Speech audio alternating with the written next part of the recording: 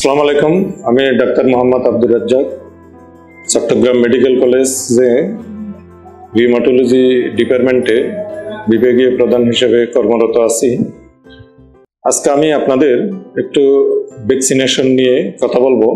আমরা ভ্যাকসিনেশন নিয়ে সবাই পরিচিত, টিকাদান।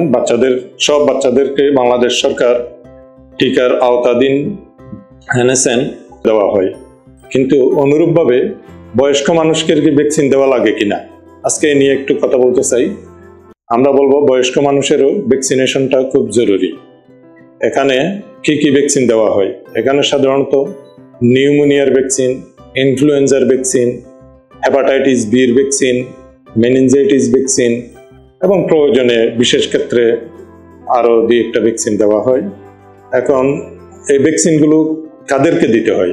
এই ভ্যাকসিনগুলো সাধারণত দিতে হয় যারা মনে করেন ডায়াবেটিস রোগী, যারা শ্বাসকষ্ট ভুগতেছেন ওদের দিতে হয়, যারা হার্টের রোগে ভুগতেছেন ওদের দিতে হয়, যারা কিডনি রোগে ভুগতেছেন এবং যারা স্ট্রোকের ঝুঁকিতে আছে, এবং আরো বলবো যে আমি যারা দীর্ঘমেয়াদী রোগে ভুগতেছেন সব রোগীদের ভ্যাকসিনেশনের আওতায় আনতে হবে।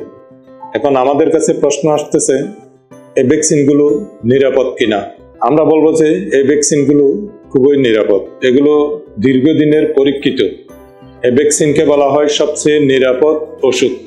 এখন এটার দাম কেমন? এগুলোর দাম খুবই কম, একটা সদিচ্ছাই যথেষ্ট। একটা ইনফ্লুয়েঞ্জার ভ্যাকসিন দেওয়ার জন্য এটা বছরে বছরে দিতে হয়, বিশেষ করে মার্চ মাসে দেওয়াটা ভালো, তবে বছরের যে কোনো সময় এটা দেওয়া যায়। আসুন আমরা সবাই সচেতন হই, সুন্দরভাবে একটা মানবিক দেশ গঠি যেখানে ভ্যাকসিনেশন দেওয়া হবে এবং আমরা সবাই সুস্থ থাকি, নিরাপদ থাকি। ধন্যবাদ।